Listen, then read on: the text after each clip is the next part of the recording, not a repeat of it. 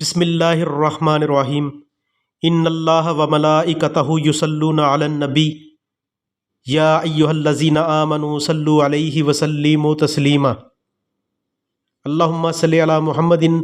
بعدد کل داع و دواء وبارک وسلم اللہم صلی علی محمد کما تحب و ترضی لہ اللہم صلی علی محمد وعلی آل محمد۔ ایک جگہ ارشاد ہے کہ وہ لوگ راتوں کو اپنے بستروں سے اٹھ کر اپنے رب کو عذاب کے ڈر سے اور ثواب کی امید سے پکارتے ہیں، یعنی نماز ذکر دعا میں لگے رہتے ہیں، اور جو کچھ ہم نے ان کو دیا ہے اس میں سے خیرات کرتے ہیں۔ ایسے لوگوں کے لیے آنکھوں کی ٹھنڈک کا جو سامان خزانہ غیب میں موجود ہے اس کی کسی شخص کو بھی خبر نہیں، یہ ان کو ان اعمال کے بدلہ میں ملے گا جو وہ کیا کرتے تھے۔ ایک جگہ ارشاد ہے کہ وہ لوگ راتوں کو اپنے بستروں سے اٹھ کر اپنے رب کو عذاب کے ڈر سے اور ثواب کی امید سے پکارتے رہتے ہیں، یعنی نماز ذکر دعا میں لگے رہتے ہیں، اور جو کچھ ہم نے ان کو دیا ہے اس میں سے خیرات کرتے ہیں۔ ایسے لوگوں کے لیے آنکھوں کی ٹھنڈک کا جو سامان خزانہ غیب میں موجود ہے اس کی کسی شخص کو بھی خبر نہیں، یہ ان کو ان اعمال کا بدلہ ملے گا جو وہ کیا کرتے تھے۔ سورہ سجدہ سے یہ ترجمہ سنایا جی۔ اللہ تعالیٰ کا ارشاد ہے، متقی لوگ باغات اور چشموں میں ہوں گے، ان کے رب نے انہیں جو ثواب ادا کیا ہوگا وہ اسے خوشی خوشی لے رہے ہوں گے۔ وہ لوگ اس سے پہلے یعنی دنیا میں نیکی کرنے والے تھے، وہ لوگ رات میں بہت ہی کم سویا کرتے تھے، یعنی رات کا اکثر حصہ عبادت میں مشغول رہتے تھے اور شب کے آخری حصے میں استغفار کیا کرتے تھے۔ سورہ ذاریات۔ اللہ تعالیٰ نے رسول اللہ صلی اللہ علیہ وآلہ وسلم سے خطاب فرمایا، اے چادر اوڑھنے والے، رات کو تہجد کی نماز میں کھڑے رہا کریں، مگر کچھ دیر آرام فرما لیں، یعنی آدھی رات یا آدھی رات سے کچھ کم یا آدھی رات سے کچھ زیادہ آرام فرما لیں، اور اس تہجد کی نماز میں قرآن کریم کو ٹھہر ٹھہر کر پڑھا کیجیے۔ تہجد کے حکم کی ایک حکمت یہ ہے کہ رات کے اٹھنے کے مجاہدے کی وجہ سے طبیعت میں بھاری کلام برداشت کرنے کی استعداد خوب کامل ہو جائے، کیونکہ ہم عنقریب آپ پر ایک بھاری کلام یعنی قرآن کریم نازل کرنے والے ہیں۔ دوسری حکمت یہ ہے کہ رات کا اٹھنا نفس کو خوب کچلتا ہے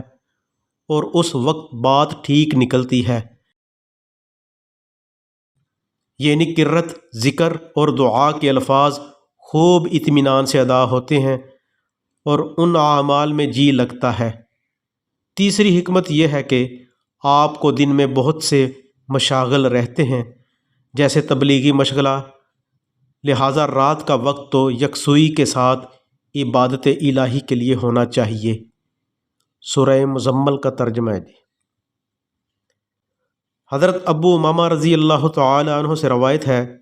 کہ نبی کریم صلی اللہ علیہ وآلہ وسلم نے ارشاد فرمایا، اللہ تعالیٰ کسی بندے کو 2 رکعت نماز کی توفیق دے دیں، اس سے بہتر کوئی چیز نہیں ہے۔ بندہ جب تک نماز میں مشغول رہتا ہے بھلائیاں اس کے سر پر بکھیر دی جاتی ہیں، اور بندے اللہ تعالیٰ کا قرب اس چیز سے بڑھ کر کسی اور چیز کے ذریعے حاصل نہیں کر سکتا، اور بندے اللہ تعالیٰ کا قرب اس چیز سے بڑھ کر کسی اور چیز کے ذریعے حاصل نہیں کر سکتے جو خود اللہ تعالیٰ کی ذات سے نکلی ہے، یعنی قرآن شریف۔ ترمذی شریف۔ حضرت ابو ہریرہ رضی اللہ تعالی عنہ سے روایت ہے کہ رسول پاک صلی اللہ علیہ وآلہ وسلم ایک قبر کے پاس سے گزرے تو دریافت فرمایا، یہ قبر کس شخص کی ہے؟ صحابہ رضی اللہ تعالی عنہم نے عرض کیا فلاں شخص کی ہے۔ آپ صلی اللہ علیہ وآلہ وسلم نے ارشاد فرمایا اس قبر والے شخص کے نزدیک 2 رکعتوں کا پڑھنا تمہاری دنیا کی باقی تمام چیزوں سے زیادہ پسندیدہ ہے۔ رسول اللہ صلی اللہ علیہ وآلہ وسلم کے ارشاد کا مقصد یہ ہے کہ 2 رکعت کی قیمت تمام دنیا کے ساز و سامان سے زیادہ ہے۔ اس کا صحیح علم قبر میں پہنچ کر ہوگا۔ حضرت ابو ذر رضی اللہ تعالی عنہ فرماتے ہیں کہ ایک مرتبہ نبی کریم صلی اللہ علیہ وآلہ وسلم سردی کے موسم میں باہر تشریف لائے، پتے درختوں سے گر رہے تھے۔ آپ صلی اللہ علیہ وآلہ وسلم نے ایک درخت کی 2 ٹہنیاں ہاتھ میں لیں، ان کے پتے اور بھی گرنے لگے۔ نبی کریم صلی اللہ علیہ وآلہ وسلم نے ارشاد فرمایا ابو ذر، میں نے عرض کیا لبیک یا رسول اللہ صلی اللہ علیہ وآلہ وسلم۔ آپ صلی اللہ علیہ وآلہ وسلم نے ارشاد فرمایا مسلمان بندہ جب اللہ تعالیٰ کو راضی کرنے کے لیے نماز پڑھتا ہے تو اس سے اس کے گناہ ایسے ہی گرتے ہیں جیسے یہ پتے اس درخت سے گر رہے ہیں۔ مسند احمد۔ حضرت عبداللہ بن سائب رضی اللہ تعالی عنہ سے روایت ہے کہ رسول پاک صلی اللہ علیہ وآلہ وسلم ظہر سے پہلے زوال کے بعد 4 رکعت نماز پڑھتے اور آپ نے ارشاد فرمایا یہ وہ گھڑی ہے جس میں آسمان کے دروازے کھول دیے جاتے ہیں، اس لیے میں چاہتا ہوں کہ اس گھڑی میں میرا کوئی نیک عمل آسمان کی طرف جائے۔ ظہر سے پہلے کی 4 رکعت سے مراد 4 رکعت سنت مؤکدہ ہے، اور بعض علماء کے نزدیک زوال کے بعد یہ 4 رکعت ظہر کی سنت مؤکدہ کے علاوہ ہیں۔ حضرت عمر بن خطاب رضی اللہ تعالی عنہ فرماتے ہیں کہ رسول پاک صلی اللہ علیہ وآلہ وسلم نے ارشاد فرمایا زوال کے بعد ظہر سے پہلے کی 4 رکعتیں تہجد کی 4 رکعتوں کے برابر ہیں۔ رسول پاک صلی اللہ علیہ وآلہ وسلم نے ارشاد فرمایا اس وقت ہر چیز اللہ تعالیٰ کی تسبیح کرتی ہے۔ پھر آیت کریمہ تلاوت فرمائی، سایہ دار چیزیں اور ان کے سائے زوال کے وقت کبھی ایک طرف کو اور کبھی دوسری طرف کو عاجزی کے ساتھ اللہ تعالیٰ کو سجدہ کرتے ہوئے جھکے جاتے ہیں۔ ترمذی۔ حضرت ابو ہریرہ رضی اللہ تعالیٰ عنہ فرماتے ہیں کہ میں نے رسول اللہ صلی اللہ علیہ وآلہ وسلم کو ارشاد فرماتے ہوئے سنا، قیامت کے دن آدمی کے اعمال میں سب سے پہلے نماز کا حساب کیا جائے گا۔ اگر نماز اچھی ہوئی تو وہ شخص کامیاب اور بامراد ہوگا، اور اگر نماز خراب ہوئی تو وہ ناکام و نامراد ہوگا۔ اگر فرض نماز میں کچھ کمی ہوئی تو اللہ تعالیٰ ارشاد فرمائیں گے دیکھو کیا میرے بندے کے پاس کچھ نفلیں بھی ہیں جن سے فرضوں کی کمی پوری کر دی جائے۔ اگر نفلیں ہوں گی تو اللہ تعالیٰ ان سے فرضوں کی کمی پوری فرما دیں گے۔ اس کے بعد پھر اسی طرح باقی اعمال، روزہ، زکوٰۃ وغیرہ کا حساب ہوگا، یعنی فرض روزوں کی کمی نفل روزوں سے پوری کی جائے گی اور زکوٰۃ کی کمی نفلی صدقات سے پوری کی جائے گی۔ ترمذی۔ حضرت عبداللہ بن سلیمان رحمۃ اللہ علیہ سے روایت ہے کہ ایک صحابی رضی اللہ تعالی عنہ نے مجھے بتایا کہ ہم لوگ جب خیبر فتح کر چکے تو لوگوں نے اپنا مال غنیمت نکالا جس میں مختلف سامان اور قیدی تھے، اور خرید و فروخت شروع ہو گئی کہ ہر شخص اپنی ضروریات خریدنے لگا اور دوسری زائد چیزیں فروخت کرنے لگا۔ اتنے میں ایک صحابی رضی اللہ تعالی عنہ حاضر خدمت ہوئے اور عرض کیا یا رسول اللہ صلی اللہ علیہ وآلہ وسلم، مجھے آج کی اس تجارت میں اس قدر نفع ہوا کہ یہاں تمام لوگوں میں سے کسی کو بھی اتنا نفع نہیں ہوا۔ رسول پاک صلی اللہ علیہ وآلہ وسلم نے تعجب سے پوچھا کہ کتنا کمایا؟ انہوں نے عرض کیا کہ میں سامان خریدتا رہا اور بیچتا رہا جس میں 300 اقیہ چاندی نفع میں بچی، رسول اللہ صلی اللہ علیہ وآلہ وسلم نے ارشاد فرمایا، میں تمہیں بہترین نفع حاصل کرنے والا شخص بتاتا ہوں۔ انہوں نے عرض کیا، یا رسول اللہ صلی اللہ علیہ وآلہ وسلم، وہ نفع کیا ہے جسے اس آدمی نے حاصل کیا؟ ارشاد فرمایا، فرض نماز کے بعد 2 رکعت نفل۔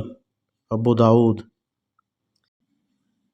حضرت عقبہ بن عامر رضی اللہ تعالیٰ عنہ فرماتے ہیں کہ میں نے رسول اللہ صلی اللہ علیہ وآلہ وسلم کو یہ ارشاد فرماتے ہوئے سنا، میری امت کے 2 آدمیوں میں سے ایک رات کو اٹھتا ہے اور طبیعت کے نہ چاہتے ہوئے اپنے آپ کو اس حال میں وضو پر آمادہ کرتا ہے کہ اس پر شیطان کی طرف سے گریں لگی ہوتی ہیں۔ جب وضو میں اپنے دونوں ہاتھ دھوتا ہے تو ایک گرہ کھل جاتی ہے، جب چہرہ دھوتا ہے تو دوسری گرہ کھل جاتی ہے، جب سر کا مسح کرتا ہے تو ایک اور گرہ کھل جاتی ہے، جب پاؤں دھوتا ہے تو ایک اور گرہ کھل جاتی ہے۔ پھر اللہ تعالیٰ فرشتوں سے فرماتے ہیں، جو انسانوں کی نگاہوں سے اوجھل ہیں، میرے اس بندہ کو دیکھو کہ وہ کس طرح مشقت اٹھا رہا ہے، میرا یہ بندہ مجھ سے جو مانگے گا وہ اسے ملے گا۔ حضرت ابن عباس رضی اللہ تعالی عنہما سے روایت ہے کہ رسول پاک صلی اللہ علیہ وآلہ وسلم رات کو جب تہجد کے لیے اٹھتے تو یہ دعا پڑھتے، اے اللہ، تمام تعریفیں آپ ہی کے لیے ہیں، آپ ہی آسمان اور زمین کو اور جو مخلوق ان میں آباد ہے ان کے سنبھالنے والے ہیں، تمام تعریفیں آپ ہی کے لیے ہیں، زمین و آسمان اور ان کی تمام مخلوقات پر حکومت صرف آپ ہی کی ہے، تمام تعریفیں آپ ہی کے لیے ہیں، آپ زمین و آسمان کے روشن کرنے والے ہیں، تمام تعریفیں آپ ہی کے لیے ہیں، آپ زمین و آسمان کے بادشاہ ہیں، تمام تعریفیں آپ ہی کے لیے ہیں، اصل وجود آپ ہی کا ہے، آپ کا وعدہ حق ہے، ٹل نہیں سکتا، آپ سے ملاقات ضرور ہوگی، آپ کا فرمان حق ہے، جنت کا وجود حق ہے، جہنم کا وجود حق ہے، سارے انبیاء علیہم السلام برحق ہیں، محمد صلی اللہ علیہ وآلہ وسلم برحق رسول ہیں اور قیامت ضرور آئے گی۔ اے اللہ، میں نے اپنے آپ کو آپ کے سپرد کر دیا، میں نے آپ کو دل سے مانا، میں نے آپ ہی پر بھروسہ کیا، آپ ہی کی طرف متوجہ ہوا، نہ ماننے والوں میں سے جس سے جھگڑا کیا آپ ہی کی مدد سے کیا، اور آپ ہی کی بارگاہ میں فریاد لایا ہوں، لہٰذا میرے ان گناہوں کو معاف کر دیجئے جو اب سے پہلے کیے اور جو اس کے بعد کروں، اور جو گناہ میں نے چھپا کر کیے اور جو علانیہ کیے، آپ ہی توفیق دے کر دینی اعمال میں آگے بڑھانے والے ہیں اور آپ ہی توفیق چھین کر پیچھے ہٹانے والے ہیں، آپ کے سوا کوئی معبود نہیں ہے، بھلائی کرنے کی طاقت اور برائی سے بچنے کی قوت صرف اللہ تعالیٰ ہی کی طرف سے ہے۔ بخاری شریف۔ حضرت ابو درداء رضی اللہ تعالی عنہ سے روایت ہے کہ نبی کریم صلی اللہ علیہ وآلہ وسلم نے ارشاد فرمایا، 3 شخص ایسے ہیں جن سے اللہ تعالیٰ محبت فرماتے ہیں اور انہیں دیکھ کر بے حد خوش ہوتے ہیں۔ ان میں سے ایک وہ شخص ہے جو جہاد میں اللہ تعالیٰ کی خوشنودی کے لیے اکیلا لڑتا رہے، جبکہ اس کے سب ساتھی میدان چھوڑ جائیں، پھر یا تو وہ شہید ہو جائے یا اللہ تعالیٰ اس کی مدد فرمائیں اور اسے غلبہ عطا فرمائیں۔ اللہ تعالیٰ پھر فرشتوں سے فرماتے ہیں، میرے اس بندہ کو دیکھو، میری خوشنودی کی خاطر کس طرح میدان میں جمع رہا۔ دوسرا وہ شخص ہے جس کے پہلو میں خوبصورت بیوی ہو اور بہترین نرم بستر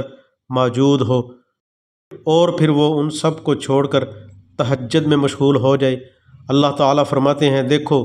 اپنی چاہتوں کو چھوڑ رہا ہے اور مجھے یاد کر رہا ہے، اگر چاہتا تو سوتا رہتا۔ تیسرا وہ شخص جو سفر میں قافلے کے ساتھ ہو اور قافلے والے رات دیر تک جاگ کر سو چکے ہوں، یہ اخیر شب میں طبیعت چاہے نہ چاہے ہر حال میں تہجد کے لیے اٹھ کھڑا ہو۔ حضرت ابو مالک اشعری رضی اللہ تعالی عنہ سے روایت ہے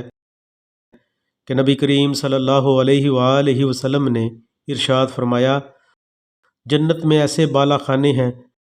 جن میں اندر کی چیزیں باہر سے اور باہر کی چیزیں اندر سے نظر آتی ہیں۔ یہ بالا خانے اللہ تعالیٰ نے ان لوگوں کے لیے تیار فرمائے ہیں جو لوگوں کو کھانا کھلاتے ہیں، خوب سلام پھیلاتے ہیں اور رات کو اس وقت نماز پڑھتے ہیں جب لوگ سو رہے ہوتے ہیں۔ حضرت حذیفہ بن یمان رضی اللہ تعالیٰ عنہ فرماتے ہیں کہ ایک رات میں نبی کریم صلی اللہ علیہ وآلہ وسلم کے پاس سے گزرا۔ آپ صلی اللہ علیہ وآلہ وسلم مدینہ منورہ میں مسجد میں نماز پڑھ رہے تھے۔ میں بھی آپ صلی اللہ علیہ وآلہ وسلم کے پیچھے نماز پڑھنے کھڑا ہو گیا، اور مجھے یہ خیال تھا کہ آپ صلی اللہ علیہ وآلہ وسلم کو یہ معلوم نہیں کہ میں آپ کے پیچھے نماز پڑھ رہا ہوں۔ آپ صلی اللہ علیہ وآلہ وسلم نے سورہ بقرہ شروع فرمائی۔ میں نے اپنے دل میں کہا کہ 100 آیتوں پر رکوع فرمائیں گے، لیکن جب آپ صلی اللہ علیہ وآلہ وسلم نے 100 آیتیں پڑھ لیں اور رکوع نہ فرمایا تو میں نے سوچا کہ 200 آیتوں پر رکوع فرمائیں گے، مگر 200 آیتوں پر بھی رکوع نہ فرمایا تو مجھے خیال ہوا کہ سورت کے ختم پر رکوع فرمائیں گے۔ جب آپ صلی اللہ علیہ وآلہ وسلم نے سورت ختم فرمائی تو اللہم لک الحمد، اللہم لک الحمد 3 مرتبہ پڑھا، پھر سورہ آل عمران شروع فرما دی۔ میں نے خیال کیا کہ اس کے ختم پر تو رکوع فرما ہی لیں گے۔ نبی کریم صلی اللہ علیہ وآلہ وسلم نے یہ سورت ختم فرمائی لیکن رکوع نہیں فرمایا، اور 3 مرتبہ اللہم لک الحمد پڑھا، پھر سورہ مائدہ شروع فرما دی۔ میں نے سوچا سورہ مائدہ کے ختم پر رکوع فرمائیں گے، چنانچہ آپ صلی اللہ علیہ وآلہ وسلم نے سورہ مائدہ کے ختم پر رکوع فرمایا۔ آپ صلی اللہ علیہ وآلہ وسلم کو رکوع میں سبحان ربی العظیم پڑھتے سنا، اور آپ اپنے ہونٹوں کو ہلا رہے تھے، جس کی وجہ سے میں نے سمجھا کہ آپ صلی اللہ علیہ وآلہ وسلم اس کے ساتھ کچھ اور بھی پڑھ رہے ہیں۔ پھر آپ صلی اللہ علیہ وآلہ وسلم نے سجدہ فرمایا، اور میں نے آپ صلی اللہ علیہ وآلہ وسلم کو سجدہ میں سبحان ربی العالی پڑھتے سنا، اور آپ اپنے ہونٹوں کو ہلا رہے تھے، جس کی وجہ سے میں سمجھا کہ آپ صلی اللہ علیہ وآلہ وسلم اس کے ساتھ کچھ اور بھی پڑھ رہے ہیں، جس کو میں نہیں سمجھ رہا تھا۔ پھر دوسری رکعت میں سورہ انعام شروع فرمائی تو میں آپ صلی اللہ علیہ وآلہ وسلم کو نماز پڑھتے ہوئے چھوڑ کر چلا آیا، کیونکہ مزید رسول اللہ صلی اللہ علیہ وآلہ وسلم کے ساتھ نماز پڑھنے کی ہمت نہ کر سکا۔ حضرت ابن عباس رضی اللہ تعالی عنہما سے روایت ہے کہ رسول پاک صلی اللہ علیہ وآلہ وسلم ایک رات تہجد کی نماز سے فارغ ہوئے تو میں نے آپ کو یہ دعا مانگتے ہوئے سنا: اے اللہ، میں آپ سے آپ کی خاص رحمت مانگتا ہوں جس سے آپ میرے دل کو ہدایت نصیب فرما دیجئے، اور اس کے ذریعے میرے کام کو آسان فرما دیجئے، اور میری پریشان حالی کو اس رحمت کے ذریعے دور فرما دیجئے، اور میری غیر حاضری کے معاملات کی نگہبانی فرمائیے، اور جو چیزیں میرے پاس ہیں ان کو اس رحمت کے ذریعے بلندی اور عزت نصیب فرما دیجئے، اور میرے عمل کو اس رحمت کے ذریعے شرک و ریا سے پاک فرما دیجئے، اور میرے دل میں اس رحمت کے ذریعے وہی بات ڈال دیجئے جو میرے لیے صحیح اور مناسب ہو، اور جس چیز سے مجھے محبت ہو وہ مجھے اس رحمت کے ذریعے عطا فرما دیجئے، اور اس رحمت کے ذریعے میری ہر برائی سے حفاظت فرمائیے۔ یا اللہ، مجھے ایسا ایمان اور یقین نصیب فرما دیجئے جس کے بعد کسی قسم کا بھی کفر نہ ہو، اور مجھے اپنی وہ رحمت عطا فرمائیے جس کے طفیل مجھے دنیا و آخرت میں آپ کی جانب سے عزت و شرف کا مقام حاصل ہو جائے۔ یا اللہ، میں آپ سے فیصلوں کی درستگی کا اور آپ کے ہاں شہیدوں والی مہمانی کا اور خوش نصیبوں والی زندگی کا اور دشمنوں کے مقابلہ میں آپ کی مدد کا سوال کرتا ہوں۔ یا اللہ، میں آپ کے سامنے اپنی حاجت پیش کرتا ہوں، اگرچہ میری عقل ناقص ہے اور میرا عمل کمزور ہے، میں آپ کی رحمت کا محتاج ہوں۔ اے کام بنانے والے اور دلوں کو شفا دینے والے، جس طرح آپ اپنی قدرت سے ایک ساتھ بہنے والے سمندروں کو ایک دوسرے سے جدا رکھتے ہیں کہ کھارا میٹھے سے الگ رہتا ہے اور میٹھا کھارے سے الگ، اسی طرح میں آپ سے سوال کرتا ہوں کہ آپ مجھے دوزخ کی آگ سے اور اس عذاب سے جس کو دیکھ کر آدمی موت کی دعا مانگنے لگے دور رکھیے، اور اسی طرح قبر کے عذاب سے دور رکھیے۔ یا اللہ، جس بھلائی تک میری عقل نہ پہنچ سکی ہو اور میرا عمل اس بھلائی کے حاصل کرنے میں کمزور رہا ہو اور میری نیت بھی اس تک نہ پہنچی ہو اور میں نے آپ سے اس بھلائی کی درخواست بھی نہ کی ہو جس کا آپ نے اپنی مخلوق میں کسی بندے سے وعدہ فرمایا ہو، یا کوئی ایسی بھلائی ہو کہ اس کو آپ اپنے بندوں میں کسی کو دینے والے ہوں، اے تمام جہانوں کے پالنے والے، میں بھی آپ سے اس بھلائی کا خواہش مند ہوں اور اس کو آپ کی رحمت کے وسیلے سے مانگتا ہوں۔ اے مضبوط عہد والے اور نیک کاموں کے مالک اللہ، میں آپ سے عذاب کے دن امن کا اور قیامت کے دن جنت میں ان لوگوں کے ساتھ رہنے کا سوال کرتا ہوں جو آپ کے مقرب اور آپ کے دربار میں حاضر رہنے والے، رکوع سجدے میں پڑے رہنے والے اور عہدوں کو پورا کرنے والے ہیں۔ بے شک آپ بڑے مہربان اور بہت محبت فرمانے والے ہیں،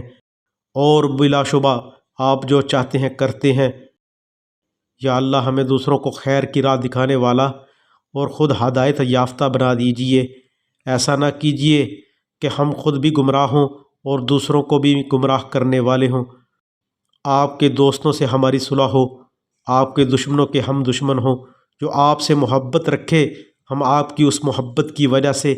اس سے محبت کریں، اور جو آپ کا مخالف ہو ہم آپ کی اس دشمنی کی وجہ سے اس سے دشمنی کریں۔ اے اللہ، یہ دعا کرنا میرا کام ہے اور قبول کرنا آپ کا کام ہے، اور یہ میری کوشش ہے اور بھروسہ آپ کی ذات پر ہے۔ یا اللہ، میرے دل میں نور ڈال دیجئے اور میری قبر کو نورانی کر دیجئے۔ میرے آگے نور، میرے پیچھے نور، میرے دائیں نور، میرے بائیں نور، میرے اوپر نور اور میرے نیچے نور، یعنی میرے ہر طرف آپ کا ہی نور ہو، اور میرے کانوں میں نور، میری آنکھوں میں نور، میرے روئیں روئیں میں نور، میری کھال میں نور، میرے گوشت میں نور، میرے خون میں نور، اور میری ہڈی ہڈی میں نور ہی نور کر دے۔ اے اللہ، میرے نور کو بڑھا دیجئے، مجھ کو نور عطا فرما دیجئے اور میرے لیے نور مقدر فرما دیجئے۔ پاک ہے وہ ذات، عزت جس کی چادر ہے اور اس کا فرمان عزت والا ہے۔ پاک ہے وہ ذات، شرافت و بزرگی جس کا لباس ہے اور اس کی بخشش ہے۔ پاک ہے وہ ذات کہ ہر عیب سے پاکی صرف اسی کی شایان شان ہے۔ پاک ہے وہ ذات جو بڑے فضل اور نعمتوں والی ہے۔ پاک ہے وہ ذات جو بڑے شرف و کرم والی ہے، اور پاک ہے وہ ذات جو بڑے جلال و اکرام کی مالک ہے۔ ترمذی شریف۔